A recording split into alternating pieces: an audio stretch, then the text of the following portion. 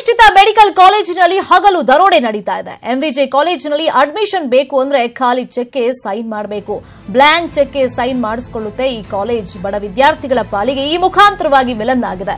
MD ಮಾಡಬೇಕು ಅಂದ್ರೆ ಬರೀ ಫೀಸ್ ಕಟ್ಟಿದ್ರೆ ಸಾಲಲ್ಲ ಅಂತ ವಿದ್ಯಾರ್ಥಿಗಳಿಗೆ ಸರ್ಕಾರ ಕೊಡೋ ಸ್ಟೈಪಂಡ್ ಅನ್ನ ಕೂಡ ನುಂಗಿ ನೀರು ಕುಡಿತಾ ಇದ್ದಾರೆ. ಪ್ರತಿ ವಿದ್ಯಾರ್ಥಿಗೆ ತಿಂಗಳಿಗೆ ಕನಿಷ್ಠ 20,000 ಸ್ಟೈಪಂಡ್ ಬರುತ್ತೆ. 36 ಖಾಲಿ ಚೆಕ್ಗೆ ಸಹಿ ಮಾಡಿಸಿಕೊಂಡಿರೋ ಕಾಲೇಜ್ ಒಬ್ಬೊಬ್ಬರಿಂದಲೂ ಕನಿಷ್ಠ 12 ಲಕ್ಷ ರೂಪಾಯಿ ಗುಳುಂ ಮಾಡಿದೆ. ಕಾಲೇಜ್ ಸೇರುವಾಗಲೇ ಹೊಸ ಬ್ಯಾಂಕ್ ಅಕೌಂಟ್ ತೆಗಿಬೇಕು, ನೇರವಾಗಿ ಅಕೌಂಟ್ನಿಂದ ಹಣ ದೋಚ್ತಾರೆ. ಇನ್ನು ಈ ಬಗ್ಗೆ ವಿದ್ಯಾರ್ಥಿಗಳು ಕೇಳೋಕ್ ಹೋದ್ರೆ ಮುಲಾಜಿಲ್ಲದೆ ಸಸ್ಪೆಂಡ್ ಮಾಡ್ತಾರೆ. ವಿದ್ಯಾರ್ಥಿಗಳ ಬದುಕಿನ ಜೊತೆ ಎಂವಿಜೆ ಕಾಲೇಜ್ ಚೆಲ್ಲಾಟ ಆಡ್ತಾ ಇದೆ. ಎಸ್ಪೆಷಲಿ ಕಾಲೇಜ್ ಮ್ಯಾನೇಜ್ಮೆಂಟ್ ಅವರು ಅಕೌಂಟ್ ಓಪನ್ ಮಾಡಿಸಿ ಆ ಅಕೌಂಟುಗಳಲ್ಲೆಲ್ಲ ಬ್ಲ್ಯಾಂಕ್ ಚೆಕ್ಸ್ಗೆ ಸೈನ್ ಹಾಕ್ಸ್ಕೊಂಡ್ರು.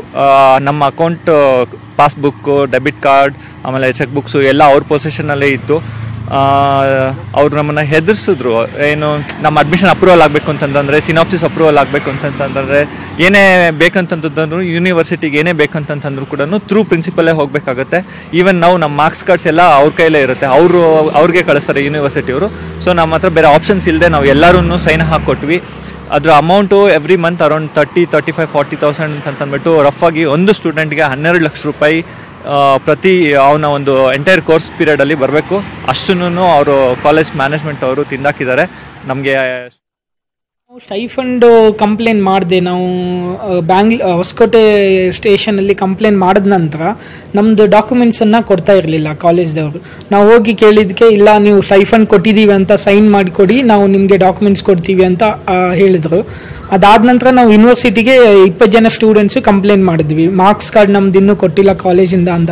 ನಮಗೆ ಪ್ರಿನ್ಸಿಪಲ್ಗೆ ಮೀಟ್ ಆಗೋಕ್ಕೂ ಬಿಡ್ತಿಲ್ಲ. ಕಾಲೇಜ್ ಒಳಗಡೆ ಹೋದರೆ ನಾನು ಪ್ರಿನ್ಸಿಪಲ್ಗೂ ಮೇಲ್ ಹಾಕಿದ್ದೀನಿ, ಮತ್ತು ಯೂನಿವರ್ಸಿಟಿ ರಿಜಿಸ್ಟ್ರಾರ್ಗೂ ಮೇಲ್ ಮಾಡಿದ್ದೀವಿ. ಈ ಬಗ್ಗೆ ಮಾತಾಡೋದಕ್ಕೆ ಸಮಸ್ಯೆ ಎದುರಿಸಿದಂತ ಸ್ಟೂಡೆಂಟ್ ಪ್ರಶಾಂತ್ ನಮ್ಮ ಜೊತೆ ಫೋನ್ ಸಂಪರ್ಕದಲ್ಲಿ ಜಾಯ್ನ್ ಆಗಿದ್ದಾರೆ. ಪ್ರಶಾಂತ್, ನೀವು ಹೇಳ್ತಾ ಇದ್ರಿ ನೀವು ಕಂಪ್ಲೇಂಟ್ ಎಲ್ಲ ಮಾಡಿದ್ರಿ, ಬಟ್ ಏನು ಯೂಸ್ ಆಗಿಲ್ಲ ಅಂತ. ಈಗ ಕಾಲೇಜ್ನ ಯಾರಾದ್ರೂ ಮೇನ್ ಅಲ್ಲಿ ಅಧಿಕಾರಿ ಯಾರಿದ್ದಾರೆ ಅವ್ರನ್ನ ಮಾತಾಡ್ಸಕ್ ಬಿಟ್ಟಿದಾರಾ?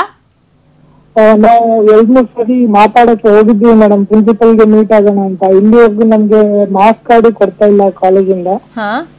ನಾವು ಯೂನಿವರ್ಸಿಟಿ ಕಂಪ್ಲೇಂಟ್ ಮಾಡಿದೀವಿ, ಯೂನಿವರ್ಸಿಟಿಯಿಂದ ಡೈರೆಕ್ಷನ್ಸ್ ಕೊಟ್ಟಿದ್ದಾರೆ ಕಾಲೇಜಿಗೆ ಕೊಡಕ್ಕೆ, ಆದ್ರೂ ನಮ್ಗೆ ಇನ್ನೂ ಮಾರ್ಕ್ಸ್ ಕಾರ್ಡ್ ಕೊಡ್ತಾ ಇಲ್ಲ. ಕೇಳಕ್ ಹೋದಾಗ ಏನಂತಾರ ಅವರು ಕಾಲೇಜಲ್ಲಿ? ಕೇಳಕ್ ಹೋದ್ರೆ ಒಳಗಡೆನೆ ಬಿಡಲ್ಲ ಮ್ಯಾಮ್, ಗೇಟ್ ಹೊರಗಡೆನೆ, ಅಲ್ಲಿ ಆಫೀಸ್ ಒಳಗಡೆ ಬಿಡೋದೇ ಇಲ್ಲ ನಮ್ಗೆ. ಅಲ್ಲ, ಈ ರೀತಿ ಸ್ಟೂಡೆಂಟ್ ಎಲ್ಲ ಹೋದಾಗ ಸಸ್ಪೆಂಡ್ ಎಲ್ಲ ಮಾಡಿದಾರಂತೆ ಏನಾದ್ರು ಕೇಳಕ್ ಹೋದ್ರೆ, ಹೌದಾ? ಲಾಸ್ಟ್ ಟೈಮ್ ಸೈಫನ್ ಕೇಳೋ ಇಶ್ಯೂಗೆ ಕೇಳಿದ್ದಕ್ಕೆ ಒಂದು ವಿದ್ಯಾರ್ಥಿಗೆ ಈ ತರ ಸಸ್ಪೆಂಡ್ ಮಾಡಿದ್ರು ಮೇಡಮ್. ಅಂದ್ರೆ ಈಗ ಸ್ಟೂಡೆಂಟ್ಸ್ ಯೂನಿಯನ್ ಅಂತ ಇರುತ್ತಲ್ಲ, ಅಲ್ಲಿಗೆ ಏನಾದ್ರು ನೀವು ಏನಾದ್ರು ಹೇಳಿದ್ರ ಈ ರೀತಿ ನಮಗೆ ಸಮಸ್ಯೆ ಆಗ್ತಿದೆ, ಅಟ್ಲೀಸ್ಟ್ ನೀವಾದ್ರೂ ಬಂದ್ ಕೇಳಿ ಅಂತ? ಯಾವ ಯೂನಿಯನ್ ಅಲ್ಲಿ ಕಾಲೇಜ್ಗೆ ಬರೋದಿಲ್ಲ ಮ್ಯಾಮ್. ಕಾಲೇಜಲ್ಲಿ ಯಾವ್ದು ಸ್ಟೂಡೆಂಟ್ ಮಾತಾಡೋ ಇದು ಅಧಿಕಾರನೇ ಇಲ್ಲ ಅಲ್ಲಿ.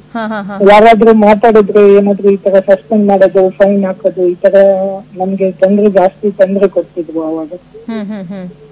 ಸೊ ಅದಕ್ಕೆ ಇವಾಗ ಏನ್ ಮಾಡ್ಬೇಕಂತಿದ್ದೀರಾ ಹಂಗಾರೆ ನೀವೆಲ್ಲ ಸೇರಿ? ನಾವು ಆಲ್ರೆಡಿ ಕಂಪ್ಲೇಂಟ್ ಮಾಡಿದೀವಿ ಮೇಡಮ್, ಕಾಲೇಜ್ ಮೇಲೆ FIR ಆಗಿದೆ, ಕೋರ್ಟ್ ಅಲ್ಲಿ ಇದೆ. ಆಮೇಲೆ ಯೂನಿವರ್ಸಿಟಿಗೂ ಕಂಪ್ಲೇಂಟ್ ಮಾಡಿದೀವಿ, ಮಾರ್ಕ್ಸ್ ಕಾರ್ಡ್ ಕೊಟ್ಟಿಲ್ಲ ಅಂತ.